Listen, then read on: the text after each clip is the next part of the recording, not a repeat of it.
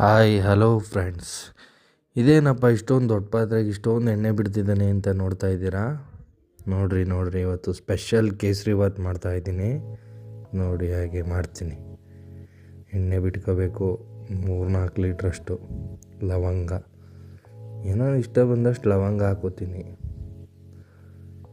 ಒಂದು 50 ಗ್ರಾಮು 100 ಗ್ರಾಮಷ್ಟು ಲವಂಗ ಹಾಕೋಬೇಕು. ಎಣ್ಣೆ ಚೆನ್ನಾಗಿ ಕಾಯ್ದು ಲವಂಗ ಎಲ್ಲ ಹಾಕ್ಕೊಂಡು ಚೆನ್ನಾಗಿ ಫ್ರೈ ಆಗಲಿ. ಲವಂಗ ಸ್ವಲ್ಪ ಸೌಂಡ್ ಬಂದ ತಕ್ಷಣ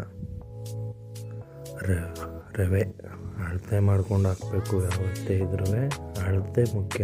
ನಾವೇನೇ ಮಾಡಬೇಕು ಅಂದರೂ ಸಮಬಲದ ಅಳತೆ ಮುಖ್ಯ. ಆದ್ದರಿಂದ ಒಂದು ಕೈ ಪಾತ್ರೆಯಲ್ಲಿ ಅಳತೆ ಮಾಡಿಕೊಂಡು ಚಿರೋಟಿ ರವೆನ ಎಣ್ಣೆಲಿ ಚೆನ್ನಾಗಿ ಹುರ್ಕೋಬೇಕು. ಸೊ ಅದರಿಂದ ಕಾಯ್ದಿರೋ ಎಣ್ಣೆಗೆ ರವೆ ಹಾಕ್ಕೊಂಡು ಚೆನ್ನಾಗಿ ಸ್ವಲ್ಪ ಹೊತ್ತು ಫ್ರೈ ಮಾಡ್ತೀನಿ. ಮಾತ್ರ ಅದು ರವೆ ಎಷ್ಟು ಚೆನ್ನಾಗಿ ಹುರ್ಕೋತೀವಿ ಅಷ್ಟು ಚೆನ್ನಾಗಿ ಕೇಸರಿಬಾತಾಗುತ್ತೆ. ಎಲ್ಲ ನೀಟಾಗಿ ಹುರ್ಕೊಂಡು ಜೊತೆಗೆ ಉರಿತಾನೆ ಒಂದು ಹಿಡಿಯಷ್ಟು ಗೋಡಂಬಿ ಹಾಕೋಬೇಕು. ಒಂದು ಹಿಡಿಯಷ್ಟು ಗೋಡಂಬಿ ಹಾಕ್ಕೊಂಡು ಸ್ವಲ್ಪ ಒಂದು ನಿಮಿಷ ಗೋಡಂಬಿ ಹಾಕಿ ಹುರಿದು ನಂತರ ಗೋಡಂಬಿ ಆದಮೇಲೆ ದ್ರಾಕ್ಷಿ ಹಾಕಿ ನಾವು ದ್ರಾಕ್ಷಿ ಹಾಕಿದ್ಮೇಲೆ ರವೆನ ಹೇಗೆ ಹುರಿಬೇಕು ಅಂದರೆ ಆ ದ್ರಾಕ್ಷಿ ಹುರಿತಾನೆ ಫುಲ್ಲು ದಪ್ಪ ಆಗಿಬಿಡ್ಬೇಕಲ್ಲೇ ಬರುತ್ತೆ, ಸ್ವಲ್ಪ ಗೊತ್ತಾಗುತ್ತೆ ಅಲ್ಲಿ.